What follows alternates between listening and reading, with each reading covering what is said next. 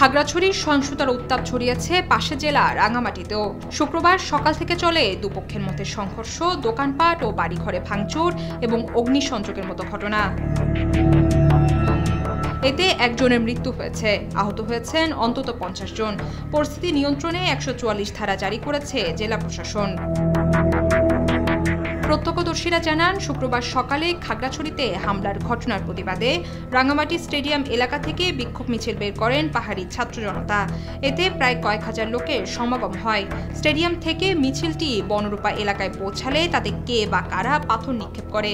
এরপর পাহাড়ি ও বাঙালিদের মধ্যে সংঘর্ষ বেঁধে যায়। বিক্ষিপ্ত সংঘর্ষের ঘটনার পর উদ্ভূত পরিস্থিতিতে রাঙামাটি ও খাগড়াছড়ি দুই জেলাতেই 144 ধারা জারি করা হয়েছে। খাগড়াছড়ির সদর উপজেলায় বেলা 2টা থেকে 144 ধারা জারির নোটিশ জারি করা হয়। বলবৎ থাকবে শুক্রবার রাত 9টা পর্যন্ত। একইভাবে শুক্রবার সকাল থেকে রাঙামাটি পৌর এলাকায় বেলা 1টা থেকে 144 ধারা জারি করে গণবিজ্ঞপ্তি দিয়েছেন জেলা প্রশাসক মোহাম্মদ মোশাররফ হোসেন খান। শহরের পরিস্থিতি স্বাভাবিক করার জন্য পুলিশ, সেনাবাহিনী ও বিজিবি কাজ শুরু করেছে। এদিকে আগুনে ফাইবার অপটিক্যাল কেবল পুড়ে যাওয়ায় শহরে ইন্টারনেট সেবা ব্যাহত হচ্ছে বলে জানিয়েছেন ইয়েসনেটের পরিচালক Mohammad Shahin. Shubhashree Roy, news desk, South Asian Times.